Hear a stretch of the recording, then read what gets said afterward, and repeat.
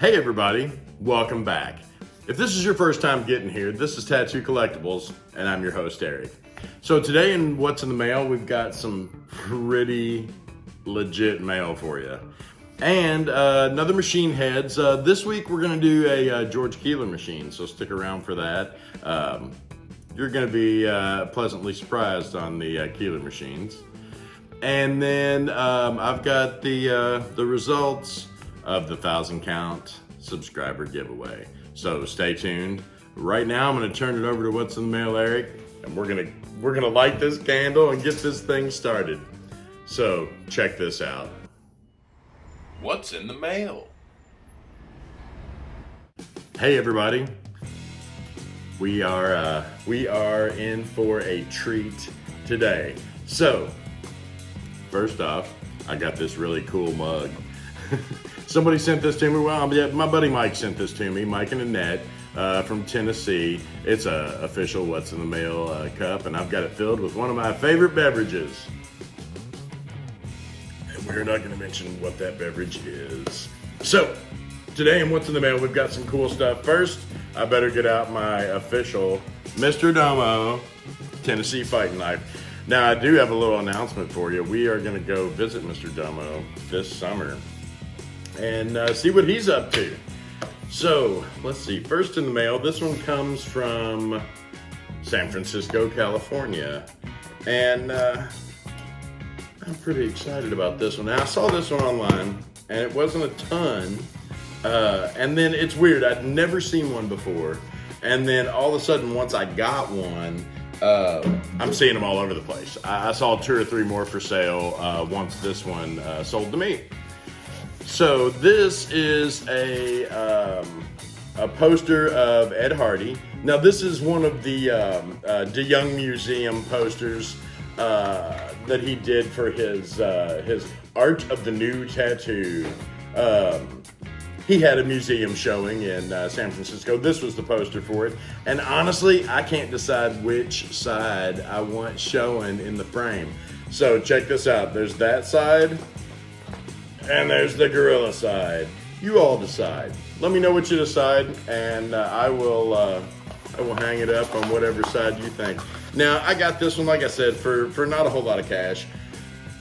But any kind of tattoo collectible, no matter where it comes from, one day somebody's gonna be like, "What do you mean you got one of those Hardy posters?" Normally on stuff like this, they'll make X amount of them, and then they'll throw them away after the event. And sometimes they'll have extra, sometimes they won't. But they're not really meant to collect. They're meant to inform people about what's coming up. So we've got 2 more boxes today. We're gonna save this one, and you'll see why. So this one comes from Winston-Salem, North Carolina. It comes from the Tattoo Archive. Chuck Eldridge, who's been in Jiminy Christmas, he's been in the business forever. He was at the first convention in Houston. I got pictures. So one of my guys turned me on to this, and I was like, man, I don't have those. We should get some of those here. So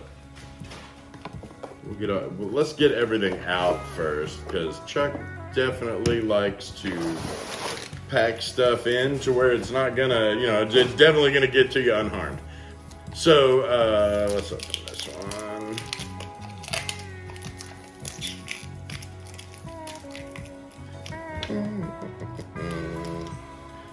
Jiminy Christmas. All right.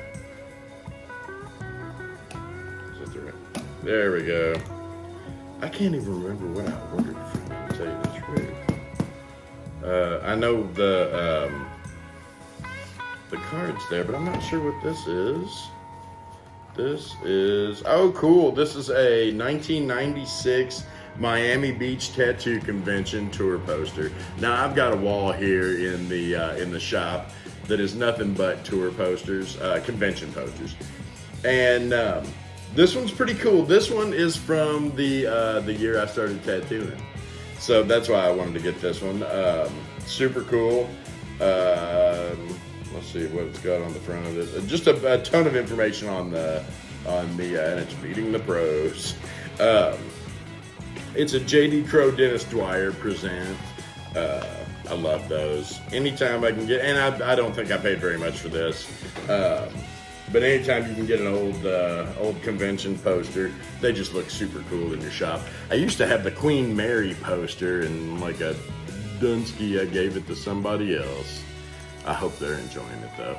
Now, this next thing that we got, I was super excited about. I got one of these for my guys. He's got a couple of them apparently, and but I didn't have one. And I thought it'd be cool to display with some of my Spalding stuff. It is a Paul Rogers mailing label. Now, back in the day, if you had gotten a machine from him, this is the label that would have been on it, had your address on it. It says P. Rogers, 1200 Shelter Avenue, Lot 3, Jacksonville Beach, Florida. I think that's just awesome. It's a sticker, so, you know, because it's a mailing label. So, but I thought that was super neat. Let's see, we got the Triangle Museum presents Captain Don Leslie. Love Don. I've got a ton of stuff from Don Leslie now. His son has sent me some stuff, and our buddy Jerry Anglin, he sends me stuff from time to time. I did not have this postcard, so this is going to go with all the cards that both of those guys have sent. And then these I just thought were super neat, and I'll show you my favorite one. Obviously, you know my favorite one is this one here, the Lyle Tuttle. So these are postcards with tattoo machines drawn on them. Now there's a ton of them. This one is the Frisco Flyer from Lyle Tuttle. There's the Jerry. Let's see, and I just thought these were super cool. Now they're all kind of different sizes. I'm not sure what they were originally used for, to tell you the truth. This one's a Paul Rogers. This one's an English single coil, circa 1900. Here's a Don Nolan. That's super cool. I've got a bunch of Don Nolan stuff. That's gonna look awesome framed up with some of his other stuff. Here's a Bob Shaw and William Todd. That's a Jim Dandy machine. I actually have one of those. I actually have a couple of those from Catfish Carl. Super neat, man. An English rotary from the 70s and a Walter Cleveland. Man, I'd love to have one of those old Walter Clevelands, man. Look at the bottom of that. Isn't that neat? He just makes some badass machines. So anyway, this was billed as a postcard set. Some of them are a little small to be postcards. Others are a little large to be postcards. They don't have any of the usual earmarks of a postcard on the back, like the postage and all that kind of stuff. The little place to write your message or what have you. These, they're more like cards. They don't scream of postcard. Am I sad that I bought them? Absolutely not. These are awesome. I can think of 4 displays I want to do right now just from these. And I will. You'll see those in the future. We're going to start doing some more curating videos so you can see what we do with all this stuff once we get it. You can see behind me some of what we do with it, and you might recognize some of the things behind me from past shows. It goes all the way down the hall here like that. And we got a long haul, ladies and gentlemen. I'm gonna give me a little what's in the mail juice. Thanks again, Mike and Annette. That is awesome. Now this came out in the 90s. I know what this is. I'm gonna be real careful opening it though. So these came out in the 90s. I can remember them when I first got in the business. Tattoo magazine, like every month, you waited with bated breath for this magazine to come out. Yeah, because all of your tattoo heroes were on it, you know. So in the magazine, one month, I'm looking in here. It's something. I'll show you what caught my eye. That right there, ladies and gentlemen. I'm like, what?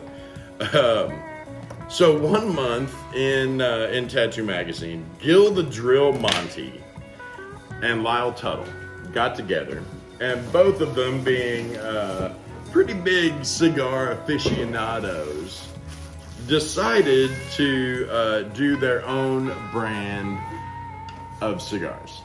And that's what this is their official brand of cigars. There's something stuck to the back of this box. What is this?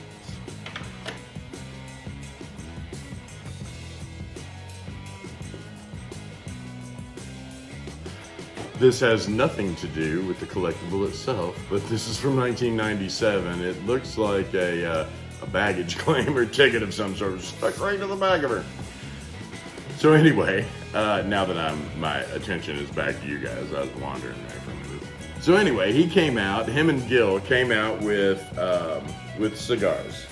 Now, that's cool. There's a couple cards in there for me from Sacred Heart Tattoo. Steve Daly World Tattoo, right here. We got this from Steve Daly, apparently. So, this was the box that the cigars came in. Now, from the looks of the box, these were either the thinnest cigars that you have ever seen in your entire life, or there was only one row of cigars in this box. I always thought it was an actual, full box of cigars. This looks like there was just one row of cigars in it. So anyway, you got this BA Lyle Tuttle Frisco Flyer box. And if that wasn't special enough that it's filled with his favorite stogies, on the back of the box, and I'm gonna cut this off just to add now, was this awesome piece of flash done by Lyle Tuttle. I don't have any Lyle Tuttle flash. This is the first piece. Now, this piece is damaged slightly. It looks like it was damaged taking it off of the box. Now when these came, this box would have been wrapped in cellophane, and the flash would have been on the back of it. So when somebody opened this, I bet they didn't realize there was flash on the back, and they ripped it a little bit. Now, as far as affecting the value, it does affect it slightly, but not to me. I don't have a piece of Tuttle flash, and now I do. This will go up in a frame. You'll probably see it right there. I'll probably hang it right there with one of his cards. Now this, in my opinion, I got this super cheap.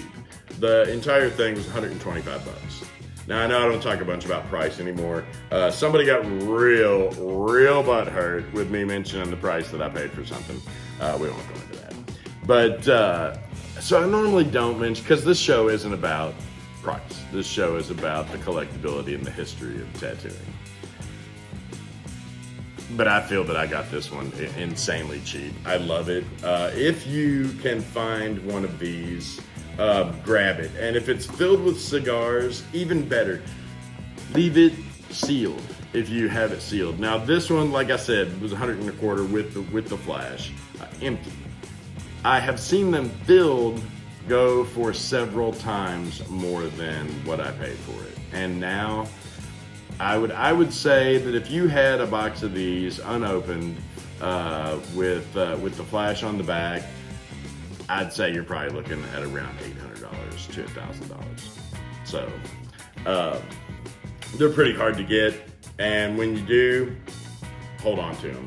This one is going to go in a frame. I'm still trying to figure out how I want to frame that, because I don't want to lose track of the box. But the flash is a little large to put inside. That's what, at first I thought, we'll put it inside, we'll put it in the shadow box. It doesn't actually fit inside the box. It's an outside only. So I guess we'll figure that out as we go. Anyway, this is Mailroom Airick completely tripped out and having a great time. So sorry about the longevity of this one, because you've got some other stuff to get to today. I'm gonna flip it back over to announcer Airick, and then he's gonna tell you what else is going on. I will see you next week, and we've got even more cool stuff for you then. So check me out next week. Bye. I think he's on something. He just rambles on and on about this. Now, we did get some cool stuff this week, but yeah, mailroom Eric, you need to settle your stuff down a little bit. What? Anyway, so now what we've got for you is a super cool machine heads. We're going to continue on with this box of 12 that I got. This is the other real gem that was in there. Check this one out. We'll let Machine Head Eric take it from here. Hey, and welcome back to a new Machine Heads. This week we've got another. Last week I told you about the 12 machines that I bought. This is another one of them. There were 3 machines in there that stood out to me more than any others. The 2 from last week were Rich T machines. This is a George Keeler machine. Now, George Keeler is the other side of Bickney. He runs the Bickney, I believe, in Columbus, Ohio, where Rich T does the Bickney in Bidwell, Ohio.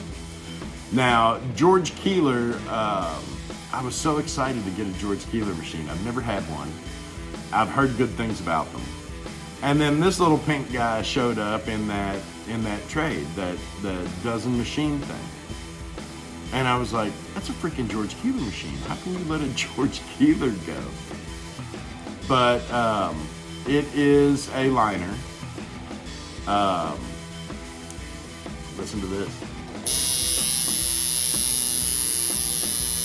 You can set it down all the way down.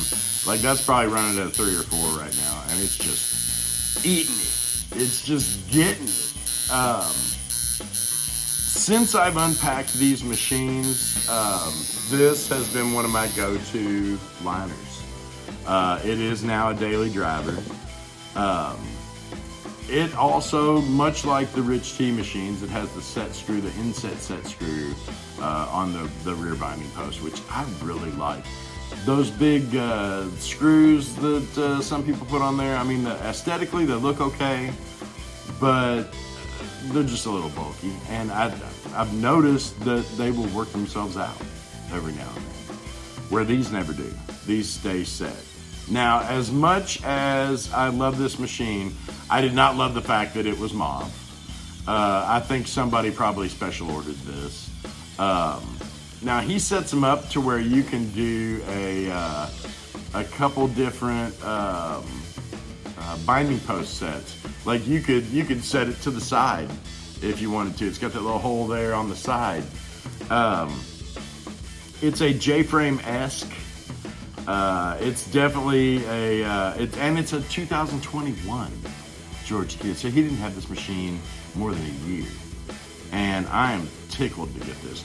George, if you watch the machine, please comment and let us know if this is a normal color or if this was a special order color. Again, I love this machine. It's a daily driver now. I'm going to give it an 8 out of 10 for collectability. I'm going to give it and I know that I did this last week, and I thought, man, did I rate that too high? And then I used them again, and I'm like, no, I didn't rate these too high at all. I'm going to give this one usability a 10 out of 10. These machines are brilliantly made machines. They are definitely some of my go-tos now. These are my daily drivers now. I use these. This one, I use the Rich T machines a bunch. I love their liners. I haven't had a George Keeler shader. George, if you're out there and you feel like sending us something to review, I'd love to see one of your shaders. Because as well as this outliner works, I can't imagine the shader not whooping a little ass too. Just like the Rich T machines, they just kick butt. It's got a very similar, let's just drop that real quick. They've got a very similar tube vise on them. Basically anything you throw at this. I had a machine builder not too long ago tell me that, oh, if you're using those crap plastic tubes, you should have told me so I could make you something little. When you make a machine, it should fit any tube out there. Why wouldn't it? when you're setting them up, if you set them up for plastic or metal, you're selling yourself short. George Keeler definitely does not sell himself short. This is an awesome machine. If you can get your hands on one, do it. Go to biknitattoo.com. They're on there. I'm not getting paid to say any of this. This is honest and true. So, you know, if you're hearing it from me, ain't nobody paying me a dime. I do this unsolicited, so to speak. So, that's it for this week's Machine Heads. Hopefully you've enjoyed it, and if you're out there slinging ink, keep on doing it. We'll see you next week. Okay, so y'all have waited long enough. I've made 1,000 subscribers. I showed you last episode what the prizes were. Here's the drawing.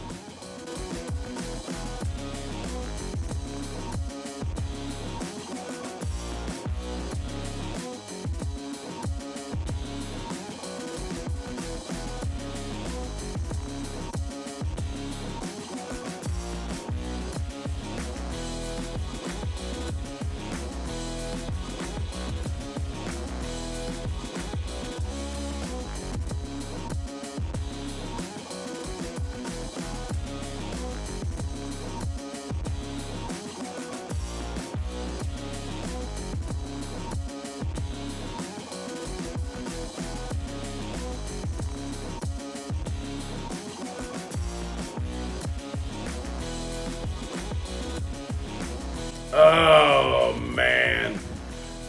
Congratulations to our winner. I'm not sure who it is yet because I'm filming this a week in advance.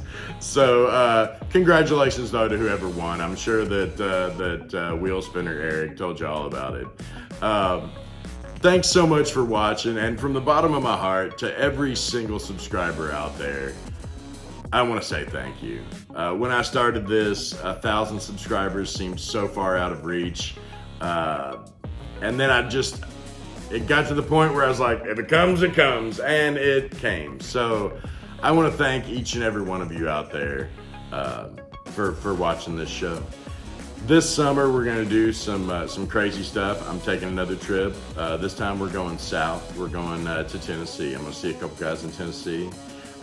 So far, we've got a couple on I'm not gonna let too much of it out. Mr. Domo is one of them. And then we've got another museum that we're gonna go check out. So definitely stay tuned this year. It's gonna be a heck of a year. Until I see you guys next time, you know what I want you to do. I want y'all to stay safe. I want you all, as a community, to be nice to each other. And for frick's sake, I want you all to keep on collecting. We'll see you next time.